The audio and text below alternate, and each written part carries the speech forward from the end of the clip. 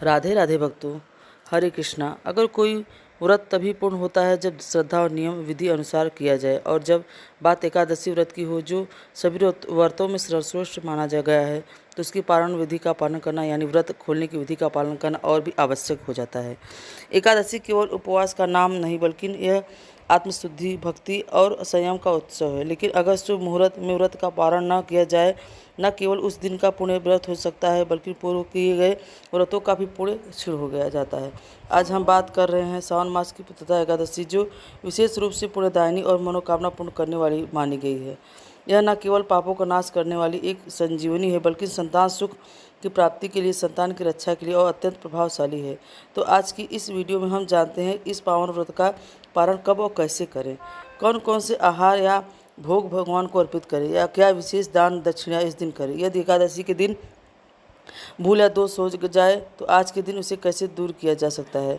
इस बार क्योंकि सावन मास के शुक्ल पक्ष की पुत्रदा एकादशी, तो इस एकादशी का विशिष्ट भोग क्या होगा यह भी आप जानेंगे।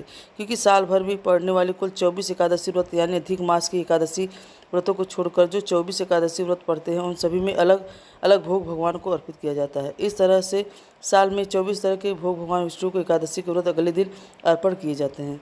और ऐसे मान्यता है कि इस विशिष्ट भोगों को अर्पण करने से मनचाही कामना पूर्ण होती है। अगर जीवन में कोई दुख है, परेशानी है या किसी कार्य में आप सफलता प्राप्त करना चाहते हैं, तो यह मनोकामना भी पूर्ण होती है।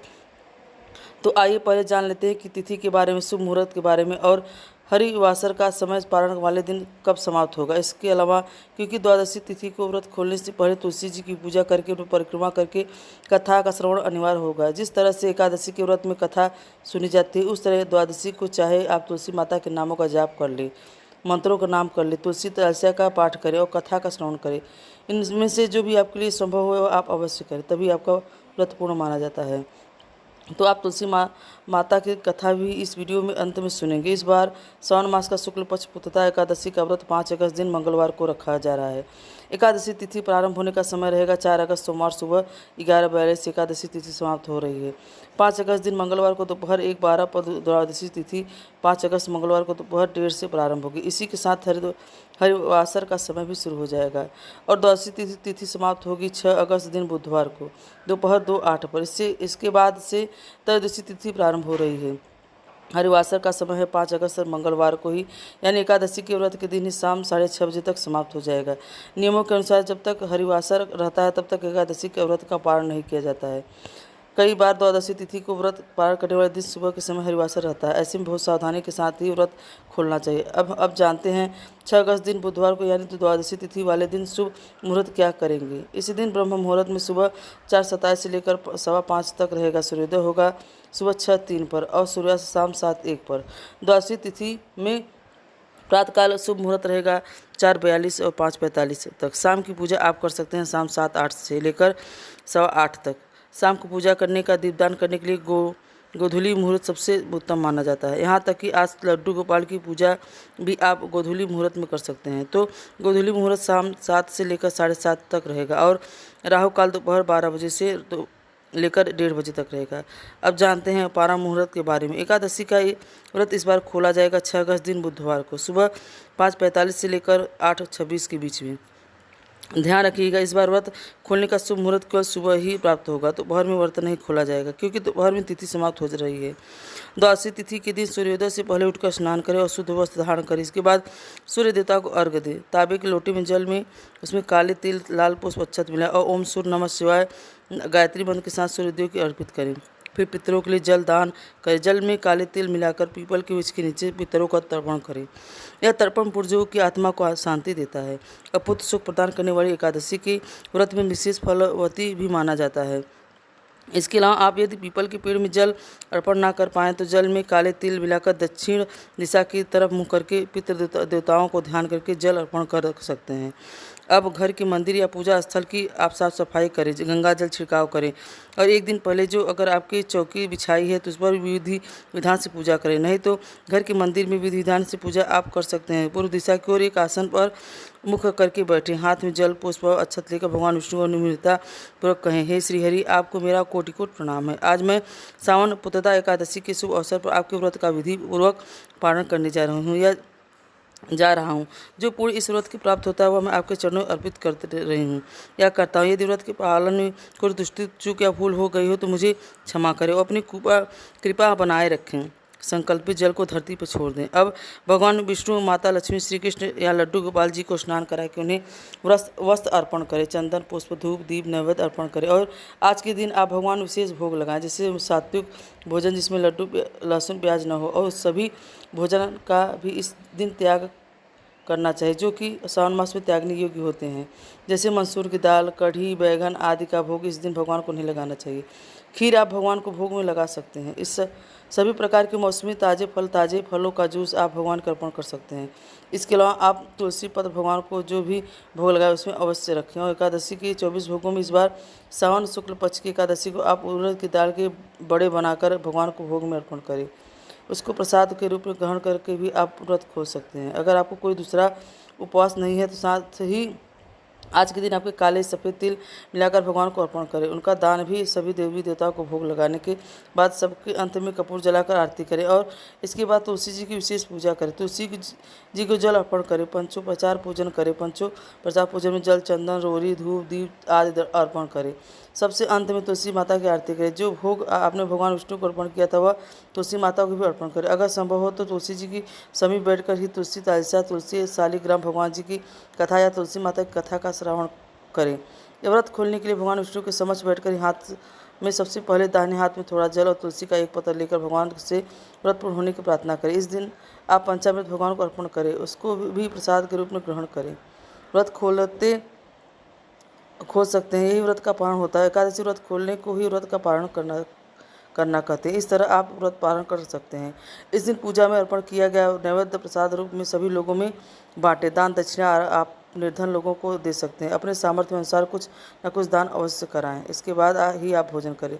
भोजन करने से सबसे अंत में प्रार्थना जरूर करें, क्षमा याचना करें। हे विष्णु भगवान, यदि व्रत में कोई नियम भंग हुआ हो, कोई मंत्र गलत बोला गया हो, कोई बात छूट गया हो या भावना में कोई कमी रह गई हो तो आप मुझे अपना समझ कर क्षमा करें और मुझे अपने चरणों में स्थान दें। इस प्रकार से आप यदि पूजा में कोई गलती कर बैठे हैं तो उसकी भी भरपाई हो जाती है, भगवान उसे क्षमा कर देते हैं। अगर आपकी चौकी सजाई है तो द्वादशी की पूजा करने के बाद आप चौकी हटा सकते हैं। जो भी बाकी पुष्प आदि हैं पत उन्हें आप विसर्जित कर सकते हैं। इस दिन भी भगवान को आप भोग में मौसमी फल या सात्विक भोजन के अलावा पान, सुपारी, इलायची और भी अर्पण कर सकते हैं। क्योंकि इस बार पुत्रदा एकादशी बहुत से लोगों की कामना होती है उन्हें संतान सुख प्राप्त हो, क्योंकि कई बार ऐसा होता है कि बहुत से लोग संतानहीन रह जाते हैं, फिर बहुत मुश्किलें आती हैं संतान होने में। तो ऐसे में अगर आप घर में लड्डू गोपाल जी की है तो आप लड्डू गोपाल जी की पूजा करें, उन्हें आज के दिन स्नान कराएं। संभव हो तो पंचामृत स्नान कराने के बाद एक बार फिर से शुद्ध जल से स्नान कराया, फिर उन्हें साफ करके पोछे पीले रश्मि वस्त्र धारण कराया और रोली, चंदन, पुष्प, तुलसी दल से माखन, मिश्री, फल, दूध, दीप, गाय का घी उन्हीं से आप पूजा करें। और प्रेम देवकी सत गोविंदम वासुदेवाय जगत ते देहि में तनय कृष्ण तो हम शरणम गता, इस मंत्र का आप सच्चे मन से जाप करें। यह मंत्र नहीं आता है तो प्रार्थना कर सकते हैं। हे नंदलाल, मैं भी आपके जैसा एक सुंदर भक्त और प्रेमी पुत्र चाहती हूँ। कृपया मेरे जीवन में संतान सुख से पूर्ण करें। यदि महिलाएं इस व्रत को रखने में या उपाय को करने में सक्षम नहीं है तो किसी कारण से आप खुद पूजा ना कर पाती हैं तो आप अपने पति से भी इस उपाय को करवा सकती हैं। अगर घर में लड्डू गोपाल जी ना हो तो श्री कृष्ण भगवान की प्रतिमा या तस्वीर की पूजा करके भी इस उपाय को आप कर सकते हैं। इसके अलावा यदि श्री कृष्ण भगवान की प्रतिमा का तस्वीर भी ना हो तो तुलसी जी की पूजा करके भी आप उपाय कर सकते हैं। जिनके लिए द्वादशी तुलसी जी की पूजा करते समय आप श्री कृष्ण का ध्यान करें। तुलसी जी को जल अर्पण करने के बाद कहें, हे विष्णु प्रिया तुलसी माता, कृपा करके मेरे जीवन में बाल गोपाल भेजिए, मुझे भी संतान सुख प्रदान कीजिए। संतान गोपाल मंत्र का जाप लगातार 21 दिन तक श्रद्धा से करें। यदि आपने सावन शुक्ल पुत्रदा एकादशी के दिन से मंत्र जाप करना शुरू किया है तो उस दिन से करें, नहीं किया है तो आज द्वादशी की तिथि के दिन से ही आप इस उपाय का पालन करें। कई भक्तों को विश्वास और श्रद्धा के कारण संतान प्राप्ति का चमत्कार भी प्राप्त हुआ है। यदि मन में श्रद्धा हो तो सब कुछ संभव हो जाता है। द्वादशी की तिथि के दिन भी आपको नियमों का पालन करना चाहिए। पूरा दिन सात्विक भोजन ही करें।